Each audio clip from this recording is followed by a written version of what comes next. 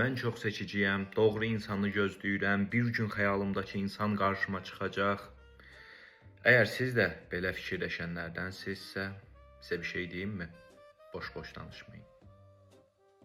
Baxın, doğru insan, %100 uyğun gələn bir insan, mükəmməl insan yoxdur. Sizin bütün kriteriyalarınızı qarşılayan insanı heç bir zaman tapmayacaqsınız. Əgər ümumiyyətlə bir insanla tanış oldunuz və o sizin gözünüzə mükəmməl görünürsə, çox yaxşı, heç bir mənfi xüsusiyyət yoxdur, tam xəyalınızdakı insandır, tam sizin istədiyiniz insandır. Əgər belə düşünürsünüzsə hər hansı bir insan haqqında, böyük ehtimalla o insan professionaldır və o sadəcə necə gözəl maska tapmağı yaxşı bilən bir insandır. Yəni böyük ehtimalla siz aldadılırsınız və həmin insanın qaranlıq tərəfləri münasibət biraz irəlilədikdən sonra ortaya çıxacaq.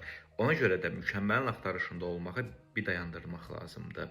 Həqiqi gözəl münasibətlər zaman içərisində formalaşan bir şeydir. Bir-birinizi tanıdıqca, hətta bir-birinizdən bəzən mübahisələr elədikcə, bəzi şeyləri danışıb həll etdikcə, hər dəfə bir problemi həll etdikcə yavaş-yavaş kərpic-kərpic bir bina inşa edərcəsinə bir münasibət inşa edilir.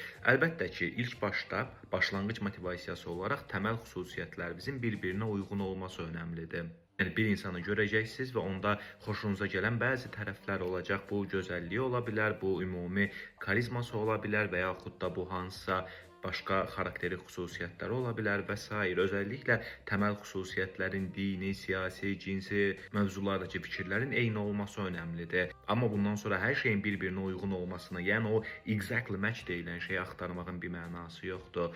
Münasibətinizi və qarşınızdakı insanı siz yaradacaqsınız zamanla.